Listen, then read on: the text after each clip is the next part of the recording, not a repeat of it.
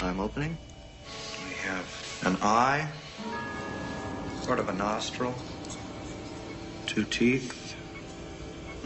One of the teeth has a small cavity. Close call, folks, but I think we got here just in time.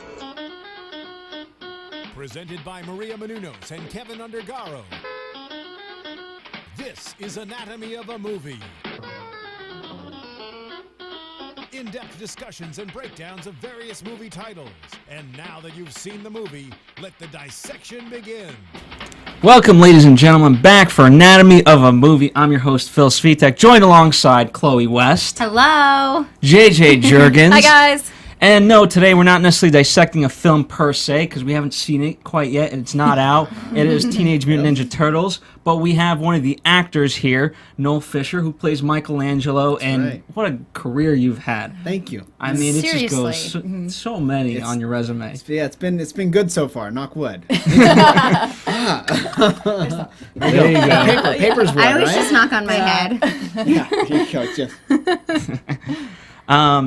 Now, you know, to me, I'm really excited to see this movie, but when I did look over your resume, you actually, one of your earlier things was playing Toad on X-Men Evolution. Right. I was a big fan of that show. Yeah. Did you kind of grow up with these types of movies and comics and shows? Yeah, I've always been, you know, sci-fi, nerdy, comic book loving kid. I grew up very much like that, so it was kind of trippy getting to play Michelangelo, because that's like 12-year-old me was freaking.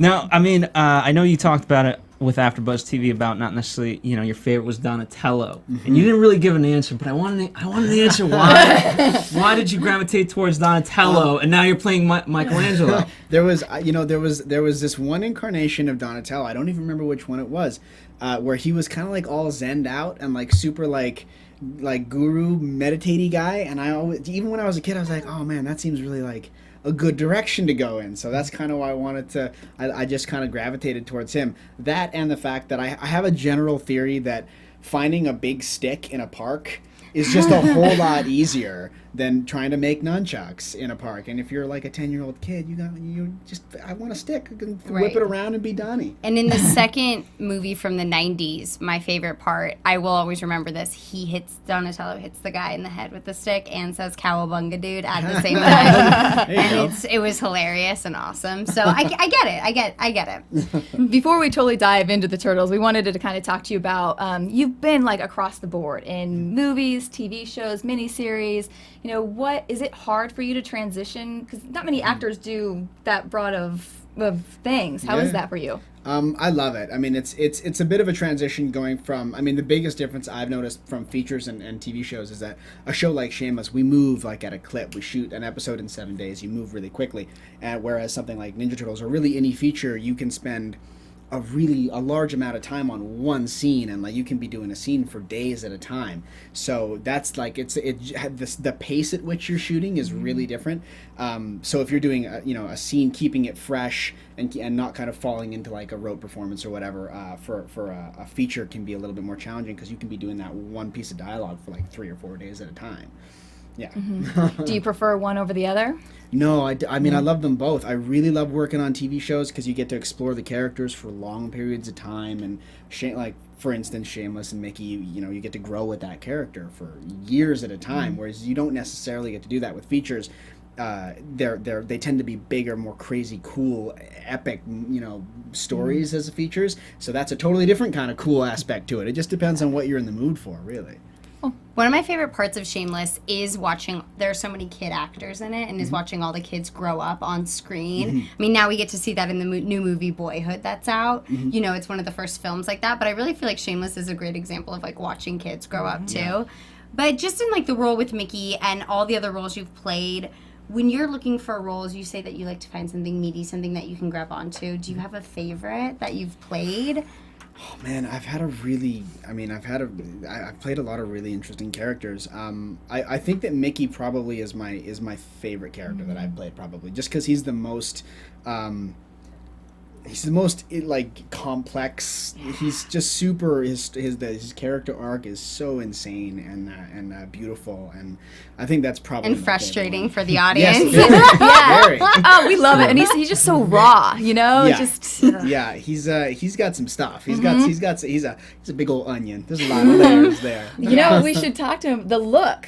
We debate a lot on our show, our podcast for a couple seasons now. We've been talking about the look because we always said you can tell in your eyes that, you know, and so we think that you have the look, you know, for Ian. For the character of Ian, you've always had that, you know, they've always said by that look, they know that you loved him even from day one. That's good. Do you feel that? That's what he's going for. That's what I'm trying to, you know, he's got, it's that hidden thing, you know, he's been hiding it for a long time, but it's always been there.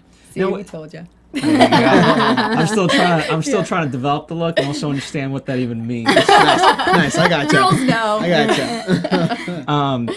But in terms of what do you define as challenging? You know, because again, not only do you have this whole range between movies and TV shows, but also you do a lot of physical stuff. But then you also do a lot of dramatic stuff. So I mean, is it just all across the board, whatever you can get your hands on?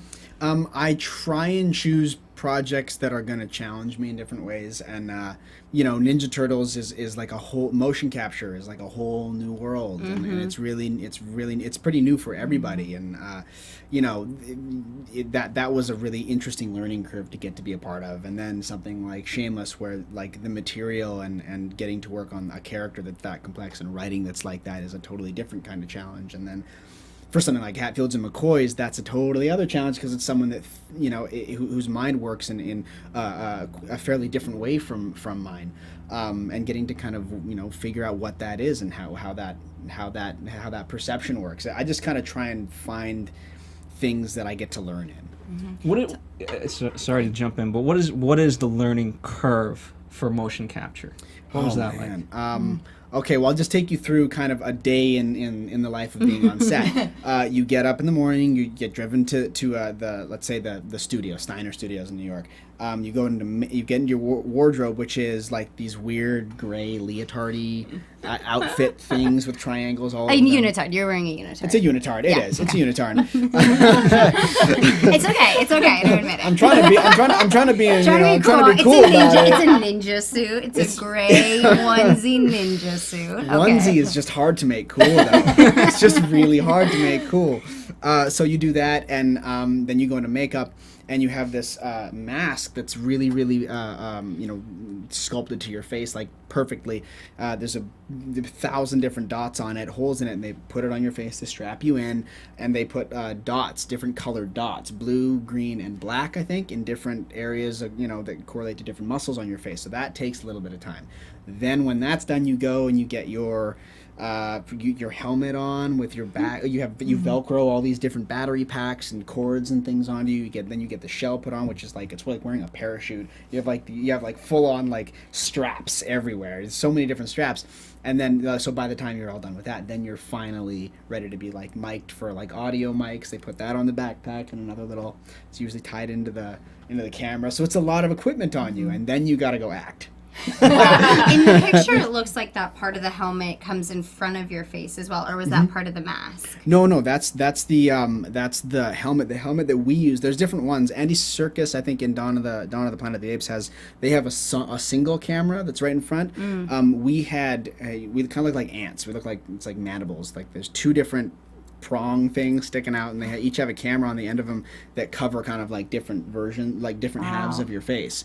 And that's all for the computer, those cameras. It's all for the dots and your eyes, and ILM knows way too much about my face at this point. You also have to do then so much physicality in those in those outfits. So what was the training like, the conditioning for this role? We trained with 8711, which was a stunt crew.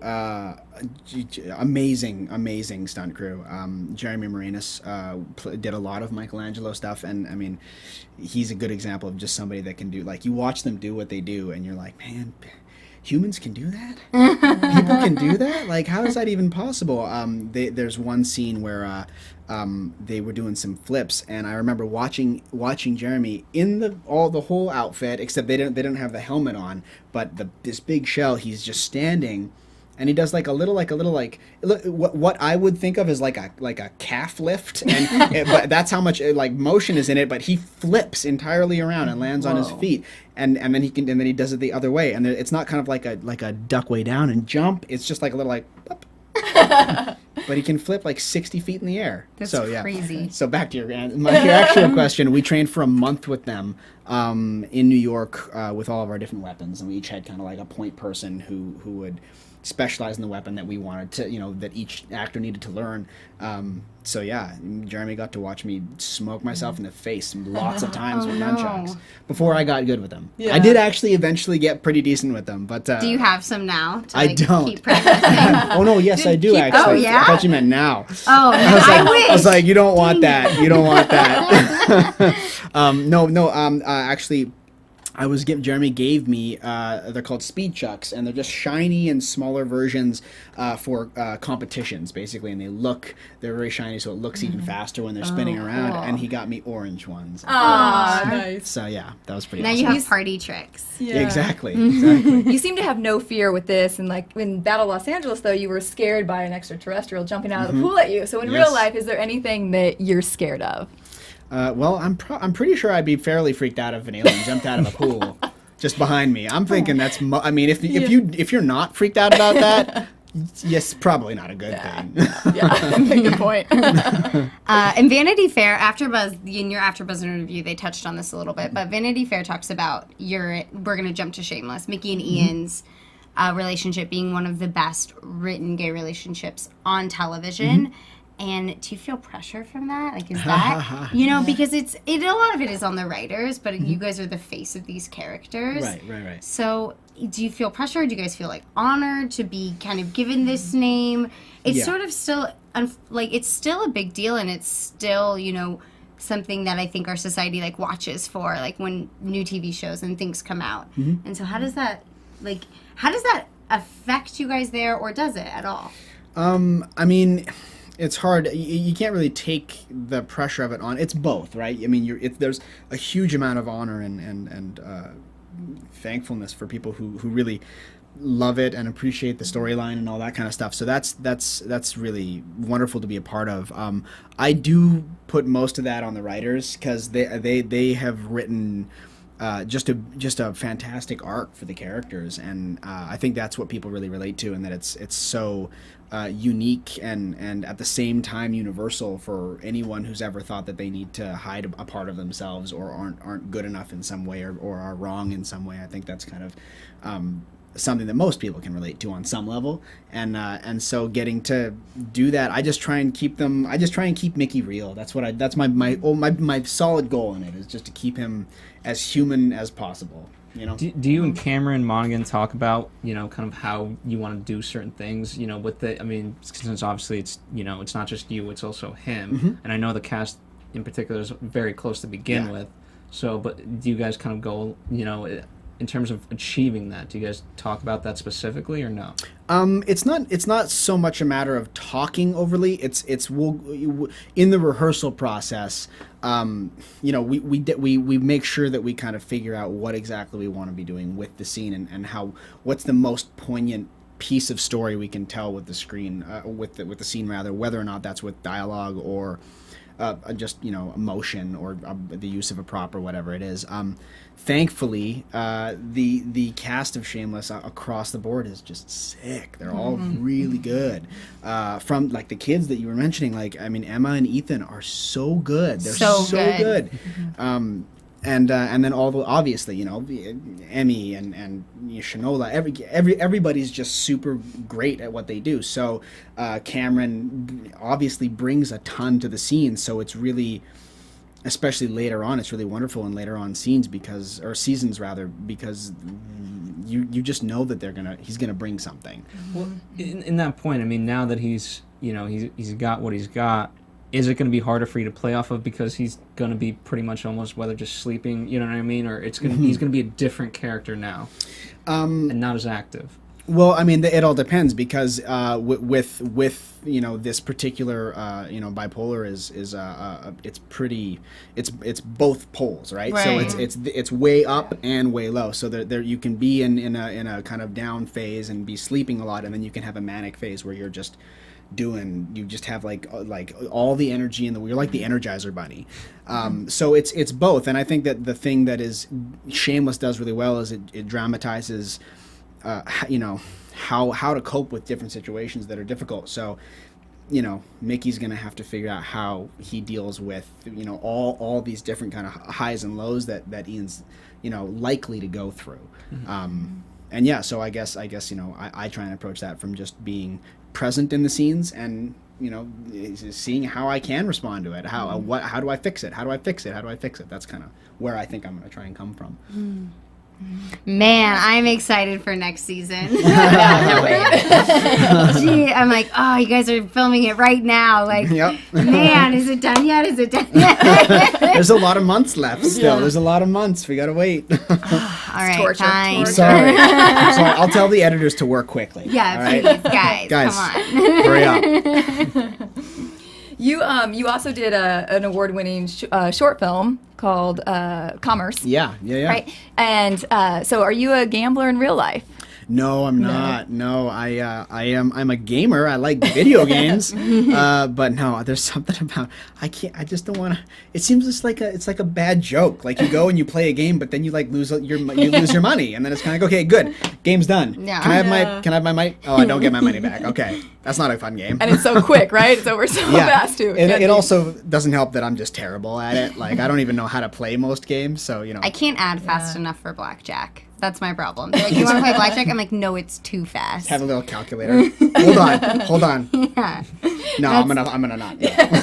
Are you hoping that they make this Ninja Turtles installment into a video game and that you guys get back in those suits to do the video game That'd be stuff? cool. I haven't even thought of that. Because they have actors do all that stuff for because now the yeah. games look so realistic and Yeah. look like films. Yeah, I think actually Andy Serkis has a production company that actually is heavily involved in doing a lot of video game stuff. So yeah, that would be super fun. That You'd would be down awesome. for that kind I'd of be totally thing. down for that. Yeah, I think a Ninja Turtles game did come out pretty recently, like within the last year, I think. But they didn't. It wasn't.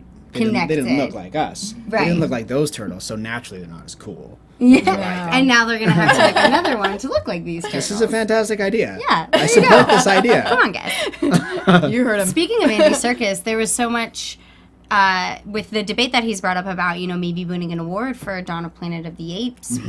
But it's all, computer generated. Like, how do you feel about that? Being an actor who's had to act through it, and I assume you've seen the film now? Yes, I did. So you see, like, the way they were able to capture your emotions in your eyes and things. So what do you think? Do you think that could be possible? I think that it's a new technology, so it's a new area, but I think it should be. I mean, even the way that it's spoken of is that it's like it's all computer, it's all animated, but it's not. Like that's the whole idea. Is that, I mean, if you watch Dawn of the Planet of the Apes, like Andy Serkis is like he's incredible. He gives you a soul that you can relate to in an ape, right? So it's something that's totally different from you or I. It's something that's not necessarily something you would naturally think would be like, oh yeah, there's a soul. I mean, hopefully you do, but it's not a natural instinct to kind of think like that. I think it's incredible that motion capture can add that in a way that I think only an actor can do. I don't think that can be done the same way with strictly illustrations or computer generated stuff. So yeah, I think I think I heard a quote from him that was basically something to the extent that motion capture is a different kind of wardrobe and makeup, and I couldn't put that better. So I won't. Fair enough. Now, the Turtles movies are known for so many fun comedic lines. How much freedom did you have? Did you get to do any improv with the lines? We or did. You did? All right. Yes. Yeah. Talk to us about that. Tell us one of your lines that you made up. Oh man, I couldn't even tell you right now. Remember? But no, I mean, one of the things that was important to all the Turtles and all the actors and everybody making the movie was that they have this brotherly bond, and they get to rib on each other, and they're very they're teenage guys, they're teenage boys, and they have a lot of fun. So we did get to kind of mess around a lot, and like the beatboxing elevator scene, like just stuff like that, where you're just kind of like, that's ridiculous and awesome. That's not in the trailer, Yeah, I is was gonna it? say, I haven't seen that. You're like, It wait, is. what scene? You can see it on it's like there's like maybe a Vine video of it that's 6 seconds. yeah, it's about 6 seconds of it. It's pretty fun. Do you think, now, thinking about the way you talked about motion capture and your character specifically, do you think it'll actually be funnier because we're going to be able to see more emotion and more reaction in people's faces versus, the older films were hilarious and funny, but much more physical comedy because they were puppets? Yeah. Like, do you think that it helped to bring more comedy to the film as well? I mean, yeah, absolutely. I think it's in the same line of the Andy Serkis kind of conversation we were having, is that anytime that you can bring more of the actor to any scene, hopefully that's going to improve it. So with comedy or anything like that, you get to have a lot more of that energy, and it's on the set as opposed to being created post, right? Right. You have the energy, and then you can change the look afterwards, and you can kind of, paint these amazing looking turtles on top of it, or whatever you need to, an ape or whatever. But it's a totally different game. It's a game changing kind of idea because you have the actors and the scene and the energy already there, and it's recorded and it's done, and then you just kind of get to play with it afterwards. How weird is it seeing your face, your emotions, your eye movements weird. on something that's not your face? It takes a bit of hearing getting your used to. voice. Yeah, it definitely takes getting used to. I mean, the first time that we saw ourselves actually moving and speaking was definitely was a trip, because there's no way to prepare yourself for that. If in anything else, you get your makeup done and you get your outfit on, like with Mickey, I can go look in the mirror and be like, there's Mickey. I see ya. And then with Turtles, you're kind of like, that's a weird dude in a hat with dots on his face. Like, it's a lot harder to kind of just help yourself get there with that. Yeah. Even if you get to see, like on Ninja Turtles, we had the maquettes that are these really, really, really detailed action figure type things. They're really models. They're about this big, and they're of the finished product of what the turtles are going to look like, and they're so cool looking. So that helped a lot, but the movement adds a whole other thing to it. Along the lines of that, your characters and all across the board have been you've been a vampire with an accent, you've had a Chicago accent. How did you find this being mainly your voice? What was the process of finding that voice for this character? I watched the movies again. I watched as many clips of the old show, the old animated show that I grew up with, as I could. I watched the new show on Nickelodeon, which is awesome and super fun. And I just want to, Mikey's voice it's not that different from mine. It's a little bit younger and a little bit more dude-ish than mine. So I wanted to add a little bit of that. Not as much surf. I didn't want to go full surfer, because it didn't quite seem the way to go.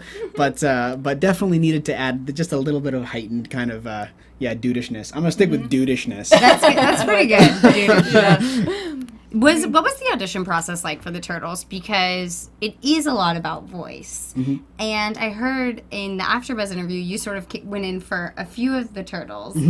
So what do you think they were looking for when it was so much about voice but also you thinking about the motion capture? How did you prepare for this audition? Well, I don't necessarily think that they were looking at it as a strictly voice performance. And again, that's the interesting thing about motion capture, is that it really is about again, I'll use the word soul of the actor and how they can interpret the character, right? So you have that's why the turtles that you're going to see are it's not just a voice performance; it's the performance in every way that the actors are bringing to it.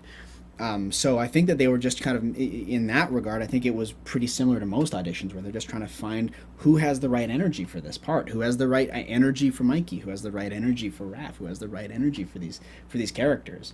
Cool. Yeah. That's and so going in for each, did you go in for all the Turtles, or? No, not all of them. I think I started off with Donnie, and then I went to Leo, and then a year later I auditioned for Mikey, because it got pushed a little bit, I think, which worked out great for me because I wouldn't have been able to do it. because of Shameless. I was so upset. I was so upset. I wasn't going to be able to go, and then It was the meant to timing be. it just worked out. Yeah. So. And in terms of, obviously, with the Turtles, there needs to be chemistry, right? And, you know, with Shameless, you guys have that amazing chemistry. How did you guys work to develop that chemistry for this movie, whether it be with the Turtles or April O'Neil? Fortunately, we didn't have to. It was just immediate and present and there. The guys that are the Turtles are just awesome. They're such good guys, and we really had that just immediate kind of bond. Like as soon as, even in the audition room, the final test that we did was that group, and you could tell even then there was just a natural flow and a really natural rhythm, and that just kind of really progressed over the course of shooting the movie. We were very much brothers, I think, at this point. You know, family. Brother Turtles. So cute. The Turtles. The Turtles. Did you guys give each other a turtle at the end of the film? No. I'll always remember you. Here's a real turtle. Here's a real turtle. Don't let it die. Yeah, that's too much pressure. That's just way too much pressure. I was really intrigued by the Nickelodeon put out that special Inside the Action, and they kind of they honed in on the snow scene. What was it like, you know, because you mentioned it was tough to kind of, you know, you didn't get to see her face, you didn't know that, but what was that like, because they're using so many different elements of filmmaking, like anything that they could piece together to make this scene work, they did. So when you're shooting it, obviously it's, you know, you're shooting for 1/8 of whatever the final frame is going to be. How was that to imagine, you know, what it needed, you know, where your surroundings were and the action and everything in order for you to be placed in that scene? Well, it's a combination of green screen and stuff and practical sets. Like a lot of that scene was done with an actual big massive truck that I was just on top of. But that's movie magic. You just kind of try and have to like imagine yourself there as much as you possibly can, which can be difficult if you're like, I'm supposed to be tumbling down a hill. Do you get to watch a lot of the pre-visualization so you can kind of see Some what of the it, final yeah. thing is going to be? Yeah.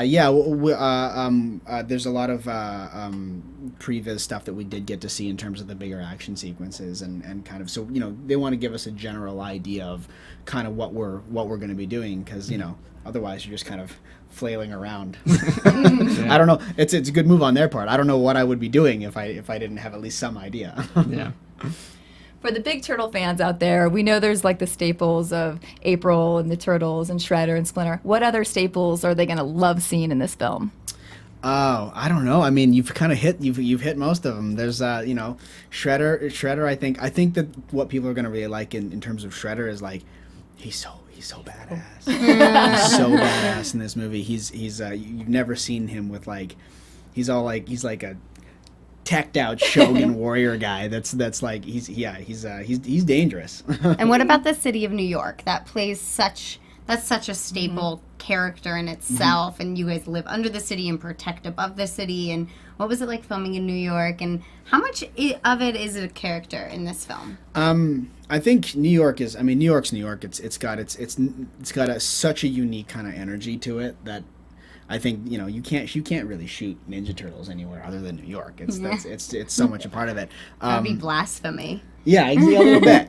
But that was kind of a funny thing I was saying in one of the other interviews, that it's like it's the only place that you can kind of walk down the street in a motion capture outfit and no one really cares. You're just kinda like, all right, sure, that dude's got dots on his face, whatever, that's fine. It's New York.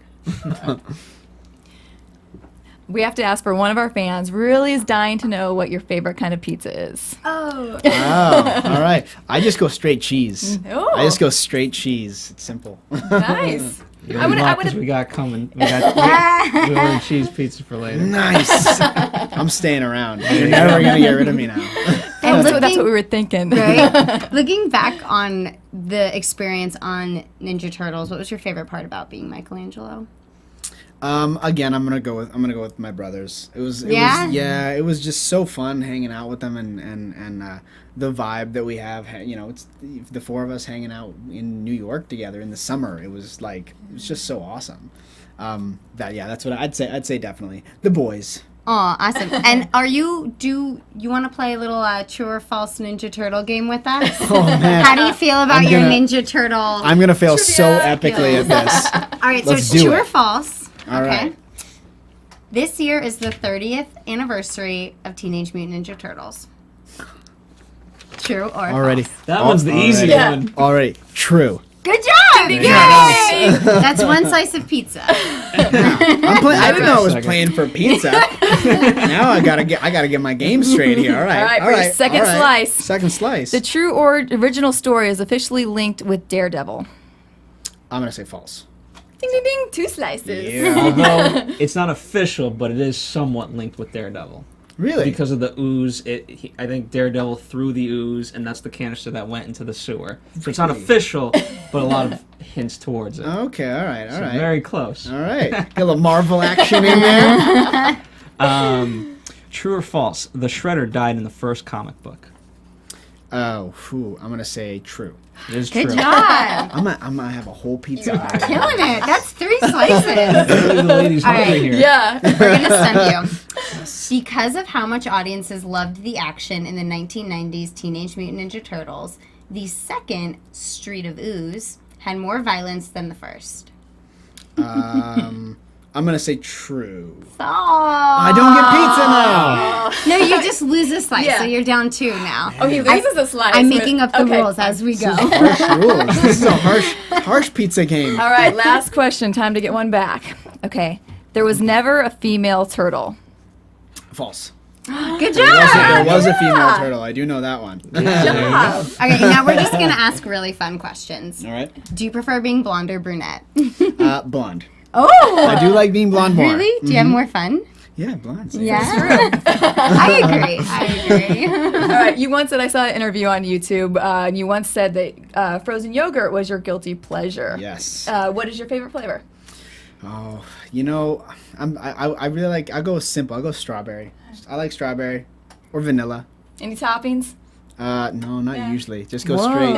Just go straight yogurt. Just Wow, that is weird. I'm a thug like that.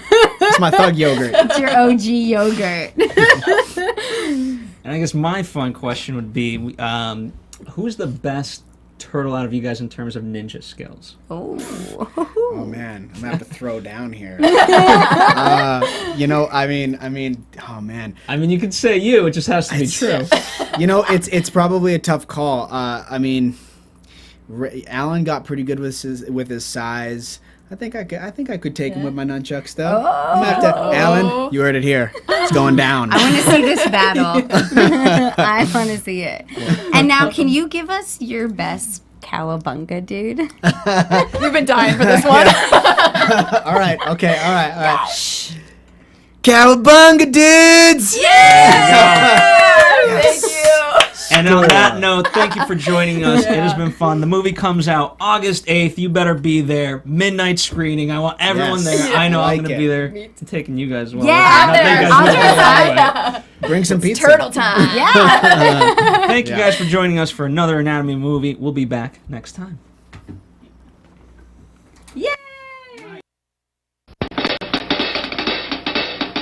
From producers Maria Menounos, Kevin Undergaro, Phil Svitek, and the rest of the Anatomy of a Movie staff, we would like to thank you for listening and subscribing to the show. If you have any questions or comments, feel free to email or tweet us. I'm Sir Richard Wentworth, and this has been Anatomy of a Movie. Thanks for watching Anatomy of a Movie on YouTube. For more on your favorite movies, subscribe to our channel here, and be sure to let us know what you think in our comment section below here. Bye.